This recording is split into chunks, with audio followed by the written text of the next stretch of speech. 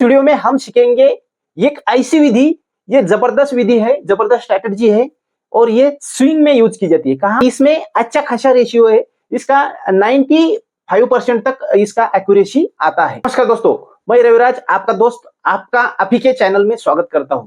दोस्तों आज हम ऐसी एक विधि देखेंगे जिसमें आपका जो एक्यूरेसी है वो 95% है और लगभग जब भी मार्केट अचानक से गिरता है तभी ये जो स्ट्रेटेजी है ये काम नहीं करती, नहीं तो लगभग आपको अच्छा खासा यहाँ पे प्रॉफिट देती है। अभी प्रॉफिट कितना देती है ये तो कोई नहीं बता सकता और पीछे जो इसने प्रॉफिट दिया है तो अच्छा खासा दिया है।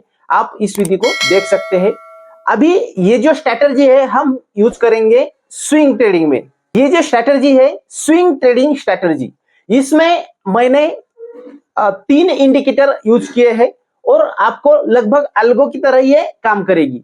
खाली आपको उसका रिस्क और रिवॉर्ड रेशियो ये फिक्स करना है, वो आप 1:2 1:3 कर सकते हैं। तो लगभग यानी 5 रुपए का स्टॉप लॉस रहेगा तो आपका टारगेट 10 रुपए 15 रुपए रहेगा, यानी पॉइंट ये स्ट्रेटेजी। चलो चलते देखते हैं।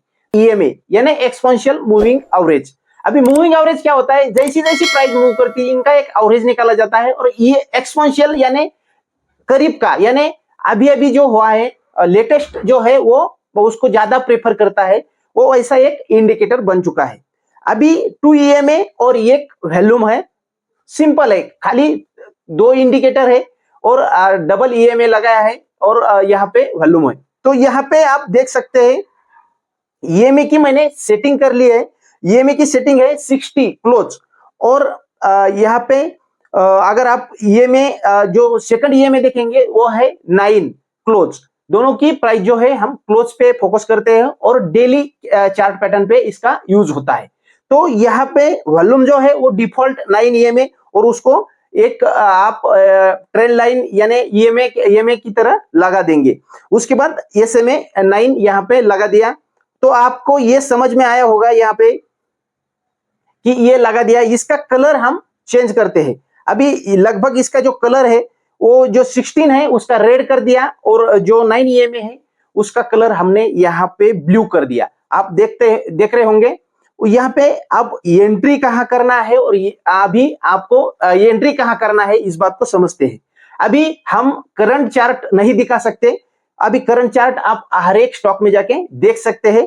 यह है स्टॉक का नाम है इंफोसिस। यहाँ पे हम एंट्री और एग्जिट का क्या सिनेरियो है वो पहले हम देखते हैं।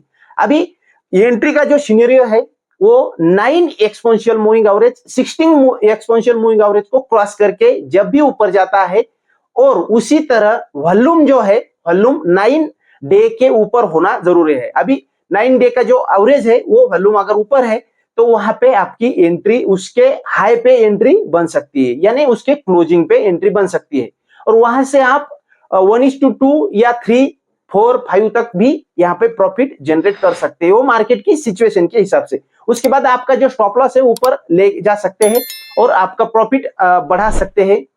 तो वहां पे आप क्या यूज कर सकते हैं, प्रॉफिट को बढ़ाते चलो, स्टॉप लॉस को ट्रेल कराते चलो। तो ये यहाँ पे आप यूज कर सकते हैं। तो देखिए यहाँ पे अभी मैं पीछे जाता हूं, यहाँ पे अक्टूबर 2023 को अभी जो एक्सपोनेंशियल मूविंग एवरेज है वो आप देख सकते हैं। यहाँ पे ये बराबर नीचे आया अक्टूबर 2023 को और जो कैंडल बनी है वो है 16 नवंबर 2023। तो यहाँ पे जो कैंडल बनी है वो स्ट्रांग है और जो नीचे वाला जो वॉल्यूम है वो वॉल्यूम भी यहाँ पे बढ़ चुका है। अभी वॉल्यूम आपको दिख रहा होगा यहाँ पे, तो वॉल्यूम भी बढ़ चुका है और यहाँ पे एंटर कर सकते हैं ये कैंडल के हाई पे। तो हमने किया 1 या 2% का और उसके बाद जो आपका जो टारगेट मिला लगभग आपको चौथे दिन ही टारगेट मिला, अगले 4 या 5 दिन में ही टारगेट मिला। वो मिला आपको 1492 का, यानी लगभग आपको 40 रुपए का यहाँ पे टारगेट मिला, यानी 4% का टारगेट मिला।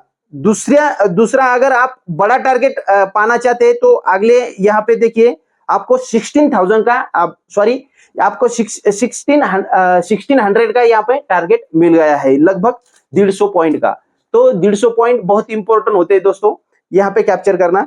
और दूसरी, अभी देखिए अभी कहाँ पे ये नीचे जाके ऊपर क्रॉस होता है, ये हम देखेंगे।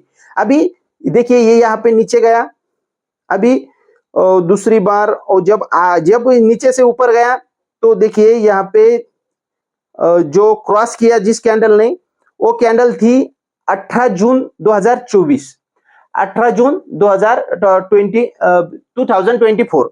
तो यहाँ पे जो कैंडल ने क्रॉस किया था, लेकिन उसका हाई यहाँ पे ब्रेक हुआ लगभग तीसरी कैंडल ने, जो थी 21 जून की जो हैमर बना था वहां पे, लेकिन वहां पर वॉल्यूम नहीं था। अगर वॉल्यूम होता तो यहाँ पे एंट्री बन सकती थी। जो रूल है वो रूल सिंपल फॉलो करना है।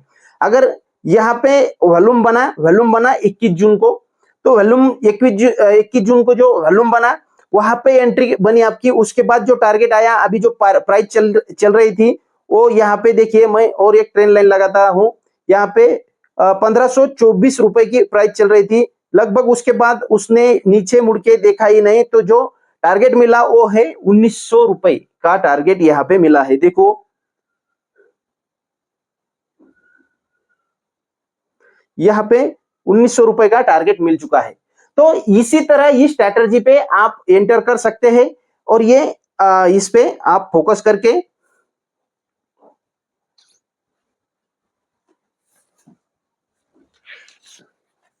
तो इसी तरह इस स्ट्रैटेजी पे आप एंटर कर सकते हैं और यहां से एग्जिट भी कर सकते हैं। ये स्ट्रैटेजी जो है आपको जो ये करना है, स्विंग करना है, तभी ये यूज होती है। और इससे ये स्ट्रैटेजी का एक बेनिफिट ऐसा है, क्योंकि जब भी वो 9 डे मूविंग एवरेज आपके 16 डे मूविंग एवरेज को क्रॉस करता है, यानी 16 डे यानी 3 महीने के एवरेज को क्रॉस करता है 9 डे का, तो उसमें तेजी आती है। ये इस बात को थोड़ा समझिए, ये साइकोलॉजिकल खेल है।